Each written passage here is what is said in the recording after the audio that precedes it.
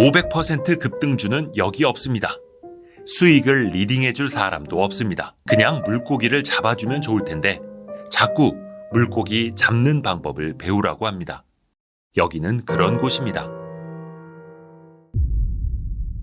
전쟁터 같은 시장에서 살아남기 위해 스스로를 강하게 만들려는 사람들, 계좌에서 실시간으로 변하는 수익률보다 장기간 꾸준히 성장하는 자신의 모습을 사랑하는 사람들, 현명한 투자자들이 모인 공간, 와이즈 클럽. 지금 함께하시죠. 고정 댓글에서 확인하세요. 다음번 메모리 반도체 상승 사이클이 오게 되면 어떤 반도체가 가장 크게 성장할까?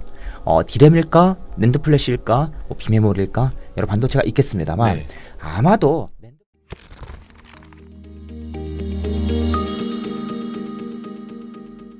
반도체 주식, 그러면 이게 고를 때는 또 어떤 기준으로 고르는지도 되게 궁금해져요.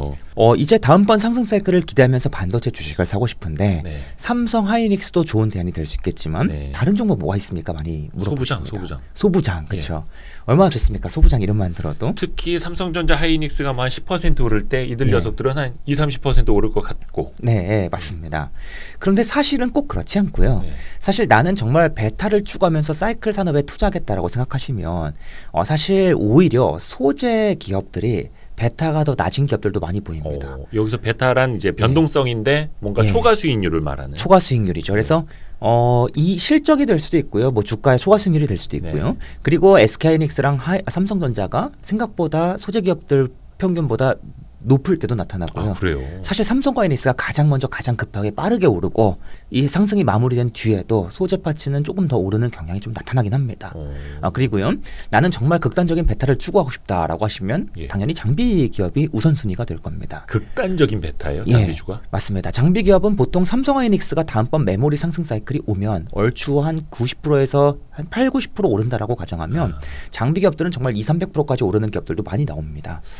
그리고 이는 반도체 기업들만의 특징이 아닙니다. 모든 이 사이클 산업, 특히 디스플레이도 그렇고요. 2차 전지까지도 심지어 장비 기업들의 베타가 훨씬 더 높은 특징이 강하게 나타나 왔습니다.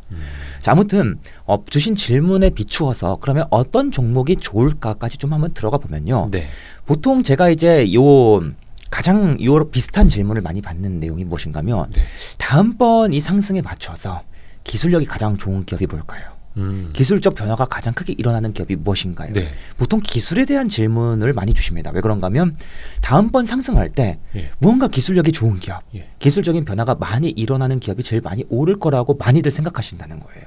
그렇죠. 특히 막 장비주 같은 경우는 자기만의 그 기술 가지고 뭐 고객사 어떻게 해서 따냈고 뭐 경쟁사를 이겨냈고 막 이거. 맞습니다. 그래서 누가 기술력이 제일 좋아? 이걸 제일 많이 물어보십니다. 제가 받는 반도체 이 주식 질문 중에 얼추 어떤 종목을 꼽아야 되라는 관련된 질문으로 한정하자면 얼추 한 80% 분들께서는 기술과 연관지어서 물어보십니다. 근데 그게 본질이 아니에요?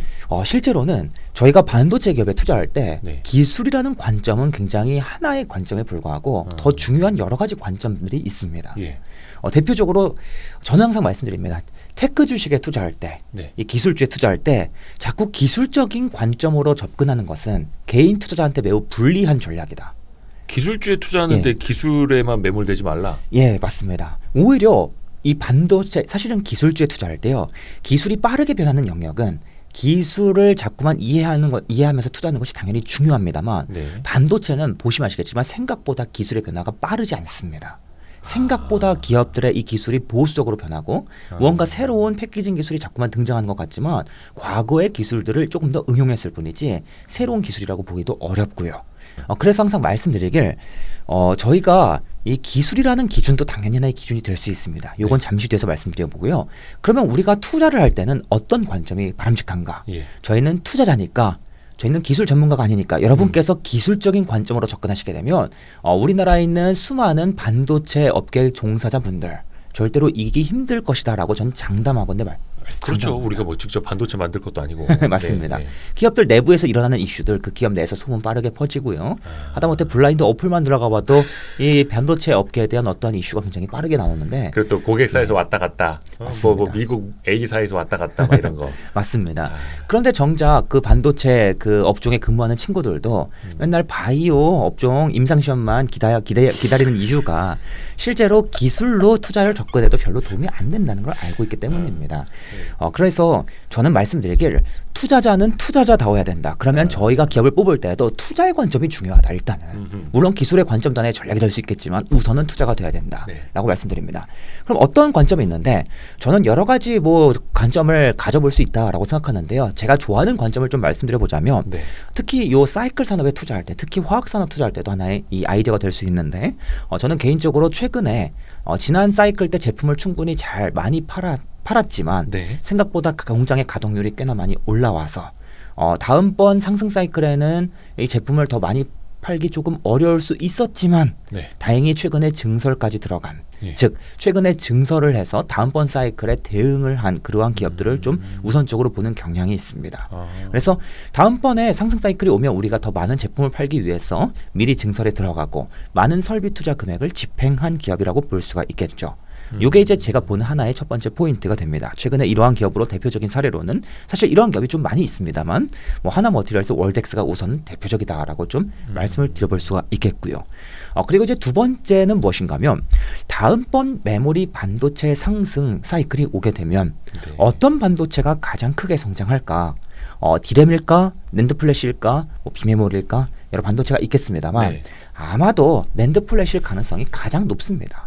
낸드 플래시요? 예, 지금 공급 과잉이고 치킨 게임이 한창이고 네. 계속 지금은 낸드 플래시에 대한 안 좋은 이야기가 나오지만 예. 사실은 낸드 플래시 시장은 이 수요가 가장 빠르게 성장하는 시장이고요.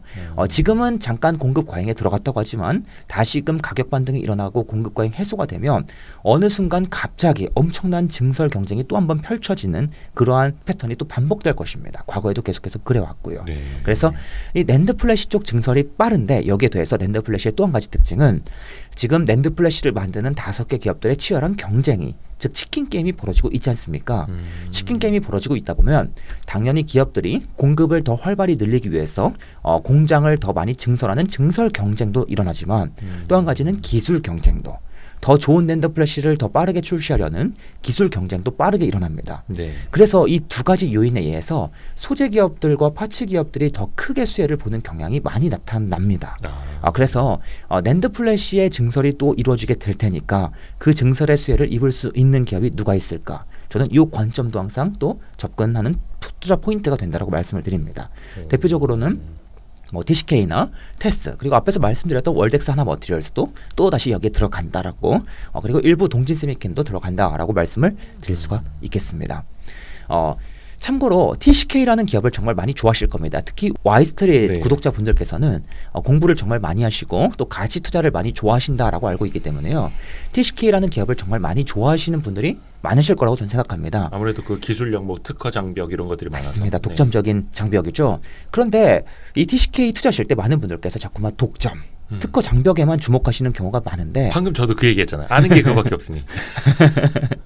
그런데 사실 TCK가 정말 특허 때문에 독점 때문에 가파르게 성장할 수 있었다면 예. 다른 특허가 없는 기업들은 이러한 가파른 성장이 나타나면 안 됩니다. 하지만 이 낸드 플래시 쪽의 제품을 파는 기업들도 다른 기업들도 이러한 독점이 없는데도 이러한 특허 장벽이 없는데도 불구하고 TCK 대비 얼추 한 60-70% 정도의 가파른 성장을 보여왔습니다. 이렇게 맞습니다. 실제로 TCK가 급격하게 성장할 수 있었던 배경은 물론 독점과 이 특허 장벽도 있을 수도 있겠지만 사실은 더 큰 요인은 낸드 플래시 시장이 빠르게 성장하기 때문이다. 만약에 TCK 제품이 이 디램에 집중적으로 쓰였다면 또는 해외 비메모리 기업들한테 집중적으로 쓰였다면 아마 지금보다 성장폭이 낮을 수밖에 없었을 것이다 라고 말씀을 드립니다. 리노공업도 마찬가지입니다. 리노공업도요 실제로 기술력이 가장 중요한 포인트라고 생각하시는 분들이 많으실 거라 생각하지만 실제로 절대 그렇지 않습니다. 리노공업의 실적이 항상 꾸준하게 성장했을 것 같지 않습니까? 하지만 실제로 리노공업의 실적이 비교적 느긋하게 성장하는 구간이 있는 반면에 빠르게 성장하는 구간이 있었거든요. 그런데 비교적 빠르게 성장하는 이 구간도 바로 어떠한 이 모바일 기기에 들어가는 반도체 칩의 기술 변화 그 수혜를 입었기 때문이거든요. 무슨 말하고 싶냐면 이 비메모리 반도체 칩의 어떠한 품종 다양화, 기술의 변화, 이러한 부분이 리노공업의 실적 성장에 분명히 더 큰 영향을 준다라는 것입니다. 그래서 우리가 단순히 기술만 볼 것이 아니라 이러한 낸드 플래시 시장의 성장 수혜를 함께 볼 수 있는 기업들을 우선적으로 뽑는 것도 도움이 된다. 실제로 제가 어떤 분들께서 이제 질문을 주세요. 소재 기업에 투자하고 싶은데 어떤 관점으로 고르면 좋을까요? 뭐 기술력을 봐야 돼요. 뭐 특수가스를 공급하는데 이게 기술력이 뛰어난 거에 물어보시면 네. 전 이렇게 말씀드립니다. 그 기업의 제품이 디램 쪽으로 들어가요? 아니면 낸드 쪽으로 들어가요? 보통은 낸드 쪽으로 들어가는 기업이 다음번 상승 때 더 실적이 가파르게 성장하거나 주가가 더 가파르게 오를 가능성이 높습니다. 과거의 경향도 그렇고 앞으로도 그 경향이 반복될 가능성이 당분간은 높습니다라고 답변을 드린다라는 것입니다. 그런데 사실 제가 가장 좋아하는 관점은 아직 말씀드리지 않았습니다. 아, 그래요? 예, 가장 좋아하는 이 투자 이 종목 선별 기준이 있는데요. 예. 그 기준은 바로 꿋꿋하게 제품을 팔 수밖에 없는 기업인데 무언가 뭐 기술력이 아주 대단하거나 뭐 그렇진 않더라도 네. 뭐 지난번에 메모리 사이클 때 이만큼 팔았으면 다음번에도 이만큼 팔 수밖에 없는 기업인데 네.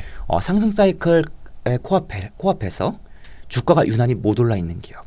지금 반도체 기업들의 주가가 스물스물 반등하는 시기지 않습니까? 네. 근데 지금 가만히 보시면 주가가 전혀 반등하지 못하고 관심을 전혀 못 받는 기업들이 분명히 보여요. 근데 그 기업이 네. 지금 당장 무엇이 있는가를 말씀드릴 수도 있겠지만 지금 당장은 상승 사이클의 코앞이 아니지 않습니까? 그래서 지금 시기에서도 이러한 기업을 언급드릴 수 있지만 또 몇 개월 지나서 이제 슬슬 메모리 반도체 기업 더 이제 비중 실어서 투자해줄 그 시점에 이 작업을 또 한 번 검토를 해요. 그러면 그때 가서 또 바뀌어 있을 수 있을 겁니다. 종목 리스트가. 그런데 이제 지금 기준으로 말씀드리자면 아무래도 뭐 사이맥스 같은 기업이나 유신테크 같은 기업들이 좀 다른 업체들에 비해서 좀 주가가 상대적으로 실적 미반영된 형태를 띠고 있다라고 말씀을 드릴 수가 있겠고요. 다만 수개월이 지난 상태에서 이 상승 사이클을 코앞에 두고서 정말로 종목들을 더 늘려나가는 시기에는 또 리스트업이 달라질 수가 있다. 그때는 또 제가 블로그에 계속해서 이 리스트를 공유 드리도록 하겠습니다. 그래서 여러분께서도 자꾸만 기술로만 무언가를 평가를 하시보다는 제가 지금 말씀드린 내용이요. 주가가 가장 미반영되어 있어. 즉 밸류가 가장 상대적으로 싸. 또는 무언가 증설 이슈가 있어. 이러한 내용들은 내가 반도체를 1도 몰라도 얼마든지 들이밀 수 있는 기준이거든요. 네. 또한 이 기준은 다른 산업에 투자하실 때도 똑같이 들이밀 수 있는 기준이거든요. 그래서 이러한 기준들이 사실 더 저는 효용성이 높다라고 본다. 만약에 여러분께서 나는 기술 하나만 가지고 투자 포인트로 삼으신다면 다른 기업들, 다른 섹터에 투자하실 때는 이 전략을 써먹으실 수가 없습니다. 내가 이 기업에 대한 기술을 이해했지만 다른 기업들의 기술을 또 새롭게 이해를 해야 되잖아요. 네. 그런데 밸류에이션이나 뭐 증설과 같은 이러한 기준으로 뽑으시면 다른 산업에도 똑같이 적용하실 수 있다는 점을 좀 말씀드려볼 수 있겠습니다. 세 가지 조건 말씀해 주셨거든요. 예, 그럼 이제 뭐 기술적인 변화, 요게 이제 네 번째 조건이 되겠죠. 네. 예, 기술적인 변화가 일어나는 기업이 누가 있는가? 네. 반도체는 크게 전공정이 있고 또 뭐가 있는지 아십니까? 후공정? 정답이십니다. 예리하시네요. 자, 전공정이 있고 후공정이 있는데요. 네. 전공정은 약간 이런 특징이 있어요. 안정적인 투자를 지향하시는 분들께서 네. 특히 이 전공정 쪽에 소재 파츠를 공급하는 기업들이 상대적으로 안정적인 특징을 띠기 때문에 우리가 이들 기업에 안정적으로 좀 오래 투자할 수 있는 특징이 있고요. 그에 반해서 후공정에 투자할 때는 좀 투자 포인트가 달라질 때가 있습니다. 후공정 중에서도 일부 후공정은 기술이 빠르게 변하거나 무언가 새로운 기술이 등장하면서 수혜를 보는 기업이 비교적 자주 생기기 때문에 네. 우리가 이 후공정 기업에 투자할 때는 좀 기술에 대한 이해를 바탕으로 투자를 해야 되는 경우가 생기는데 무언가 최근에 새로운 기술이 등장했다. 그래서 이 기술에 관련된 무언가 제품을 공급하는 기업이다라고 하면 역시나 다음번 상승 사이클 때 할 수 있을 것이다라고 추론해 볼 수가 있을 것입니다. 그러면 요즘에 좀 후공정에서 어떤 트렌드가 있는가? 네. 좀 한 가지 기술만 좀 예를 들어서 소개를 해드리자면요. 네. 저희가 특히 이제 고사양 칩이요. 이 반도체 칩 중에서도 이 비메모리 반도체 칩 중에서도 네. 그리고 또 메모리 반도체 칩 중에서도 고사양 칩이요. 네. 고사양 칩이 혹시 좀 어느 영역에 쓰이는지 혹시 대표님 알고 계신 게 혹시 있습니까? 글쎄요, 뭐 AI라든지 뭔가 맞습니다. 연산, 네. 서버 이런 데 많이 쓰이죠. 예. 저희 집에서 쓰는 컴퓨터에 들어가는 이 CPU나 GPU 같은 칩보다 예. 서버에 들어가는 CPU, GPU가 훨씬 더 고성능이고 네. 서버용 칩 중에서도 특히 인공지능 이런 데 들어가는 칩들이 더 고성능인 경우가 많습니다. 대표적으로 올해에 사파이어 레피즈라는 인텔의 CPU가 출시가 되었지 않습니까? 아우, 그 예. 지겹게 많이 들어봤어요. 그 도대체 언제 출시되는 거냐, 뭐 예. 늦어진다. 그래서 그것 때문에 DDR5 같이 팔아야 되는데 또 아. 늦어진다. 이러면서 예. 사실은 메모리 반도체 투자자들도 네. 많이 기다렸던 CPU잖아요. 예, 맞습니다. 근데 그게 지금은 팔리고 있는 거죠. 예, 이제 양산 들어갔고요. 팔리는데요. 근데 사파이어 레피지가 또 종류가 나뉩니다. 아, 거기서도. 그 중에서도 이게 서버용 CPU니까 고성능 CPU인데 이 중에서 더 고성능이 있고 그냥 고성능이 있습니다. 네. 이때 더 고성능 이런 데 들어가는 칩들은 요즘에 이제 새로운 기술이 계속해서 들어가고 있습니다. 네. 그 기술이 무엇인가 하면 바로 칩렛이라고 불리는 기술입니다. 아하. 칩렛이 무엇인가? 지금 제가 이 계란이 앞에 지금 300개가 있다고 가정해 보겠습니다. 네. 이 계란을 제가 이제 집으로 들고 갈 거예요. 네. 방법이 두 가지가 있습니다. 커다란 박스에 한 번에 모두 담아서 옮기는 방법이 있고요. 네. 작은 박스에 여러 개 소분해서 가져가는 방법이 있습니다. 대표님이라면 어떤 방법을 선호하시겠습니까? 소분을 해야죠. 네, 그냥 뭐 예. 한 방에 가다가 그냥 끝날 수도 있으니까. 그렇죠. 네. 저희는 투자자니까 예. 계란을 한 바구니에 담지 네. 말라라고들 이야기하지 않습니까? 이 반도체 칩도 마찬가지입니다. 정말 고성능 칩은요. 칩의 크기가 굉장히 큽니다. 그런데요. 칩의 성능을 더 높이고 더 다양한 기능을 넣기 위해서는 칩이 더 커질 수밖에 없는데 네. 이 큰 칩을 만들다 보면 즉 칩의 사이즈가 클수록 모랑 똑같은 것인가 계란이 많아지는 것과 똑같습니다. 그래서- 칩의 사이즈가 커질수록 예, 맞습니다. 그래서 이 칩을 어떻게 만들까? 지금까지는 모두 한 박스에 담아서 만들어 왔습니다만 이제는 그렇게 하지 말자. 칩을 쪼개서 네. 각각 조각을 따로따로 만들어서 후공정에서 합쳐주자. 이게 바로 아. 칩렛입니다. 아하. 이러한 칩 조각을 칩렛이라고 불러요. 음. 우리가 초콜렛도 네모난 아. 초코에 조그마한 조각들이 있지 아, 않습니까? 그게 그런 뜻이었어요? 초콜릿이? 예, 맞습니다. 아마도 예, 아무튼 뭐 갖다 붙이면 되니까. 네. 초코 앤 렛이지 않습니까? 네, 초콜릿처럼 예. 칩을 만드는 칩렛. 맞습니다. 아, 와닿네. 그래서 이게 마치 레고 블럭을 조립한다라고 해서 레고 라이크 패키지라고도 부르는데요. 칩렛 공법을. 바로 이 칩렛 공법이 이제부터 고성능 칩들 중심으로 더욱더 본격화됩니다. AMD가 2019년부터 이 기술을 쓰기 시작했지만 이제는 인텔까지 가세하는 것이죠. 그래서 개인적으로는 이러한 칩렛도 하나의 변화의 트렌드라고 볼 수가 있겠고요. 문제는 이러한 칩렛이 등장하면서 이러한 칩렛에 적합한 그러한 제품을 공급하는 기업들이 몇 기업이 있는데 네. 문제가 무엇인가면 이들 기업이 칩렛에 사용되는 제품만 공급하는 것이 아닙니다. 네. 기존에도 여러 가지 제품을 판매하지만 추가로 일부 칩렛용 제품을 추가로 판매하는 것입니다. 그래서 이들 기업이 수혜의 강도가 아주 크지 않다라는 한계가 일단 있고요. 아, 칩렛만으로는. 맞습니다. 네. 그래서 보통 저한테 이제 질문을 주시는 것이 칩렛 수혜주가 무엇이냐 예. 이렇게 물어보시는데 일단 개별 기업 하나하나를 살펴보면 그 수혜 강도가 생각만큼 크지 않다라는 점을 말씀을 드리고요. 또 한 가지는 그래 이 칩렛이라는 기술 변화를 보고 이 기업을 투자하실 거면요. 네. 문제가 무엇인가 하면 앞으로 인텔과 AMD의 칩렛 기술을 계속해서 파악하셔야 합니다. 매 반기마다 계속해서 발표되는 기술을 팔로우하셔야 되고 거기에 장비 계속해서 공급되는지 수주가 이루어지고 있는지 수주 트래킹 작업까지 들어가셔야 하는데 네. 이게 실제로 굉장히 어려운 작업입니다. 제가 실제로 이 수주 트래킹 작업을 하는데도 컴퓨터를 한 번에 2대 이상을 돌립니다. 바쁜 시기엔 3대를 돌려요. 자동화 작업으로. 아, 그걸 또 뭐 자동화를 해요? 예, 그막 맞습니다. 뉴스 보고 이게 아니라? 예, 뉴스만으로 안 되고요. 이 우와. 기업들의 이 공시를 계속해서 끌어오고 작업이 필요합니다. 어. 그래서 굉장히 어려운 작업인데 이걸 현실적으로 하실 수가 있는가라는 그 관점이 있는 것이죠. 그래서 저는 이러한 칩렛 수혜 기업이 대표적으로 한미반도체, 이오테크닉스, 인텍플러스, 그다음 PSK 홀딩스 4개 기업이 있는데 네. 이들 기업 하나를 꼽아서 사시기보다는 4개 기업을 묶어서 사셔라. 수혜 범위에 있는 기업을 묶어서 사셔라. ETF처럼. 네. 왜 그런가 하면 하나의 기업에 몰빵 투자하시게 되면 생각보다 이 매출 비중이 잘 안 나올 경우에 예를 들어서 한미반도체가 여러 가지 제품을 팔지만 이 칩렛이나 아니면 뭐 TSV라고 불리는 조금 요즘에 등장하고 있는 핫한 기술 여기에 사용되는 이 장비 매출 비중이 10에서 20%밖에 안 됩니다. 요즘 최근 실적 기준으로는. 그러니까 생각보다 이 수혜의 폭이 생각만큼 안 나올 수도 있는 문제 아니면 막상 그때 가서 봤더니 경쟁사가 등장할 수 있는 문제 이런 것들을 모두 종합적으로 고려해서 4개 기업을 묶어서 사시는 것도 하나의 전략이다라는 점을 좀 말씀을 드려볼 수 있다는 것입니다. 그러니까 칩렛 네. 같은 경우에는 계란을 바구니에서 좀 나누는 개념인데 네, 맞습니다. 칩렛 반도체 장비 기업들 같은 경우는 바구니로 담아서 예, 투자하는 게 맞습니다. 낫겠다. 이 전략 역시나 꼭 반도체에만 통용되는 것은 아니고요. 네. 또 한 가지는 앞에서 다음번 사이클을 기대하면서 앞으로 2, 3년 기대하면서 뭐 2배 수익률을 기대하면서 반도체 기업을 모아가라고 말씀드렸지 않습니까? 네, 나는 정말 극단적인 베타를 원하면 장비 기업이라고 말씀을 드렸지 않습니까? 네. 근데 문제는 장비 기업 방금 대표님께서 말씀하신 것처럼 너무나 개별 기업 이슈를 쫓기가 어렵습니다. 어려워요. 그래서 역시나 이러한 장비 기업들을 즉 전공정에 있는 장비 기업들을 살 때에도 이러한 바스켓 매매가 가능하다는 점을 같이 말씀드릴 수 있겠습니다. 방금 말씀드린 4대장은 후공정 대표 기업이고요. 후공정. 예, 전공정 기업들은 또 따로 있지 않습니까? 네. 예, 그렇죠. 그거는 뭐 네. 어떤 뭐 힌트를 주신 거예요? 말씀드릴까요? 네. 뭐 다 아실 겁니다. 주성 엔지니어링, 테스, 유진테크 음. 이러한 기업들을 묶어서 사시는 것도 하나의 전략이 될 수 있습니다. 예.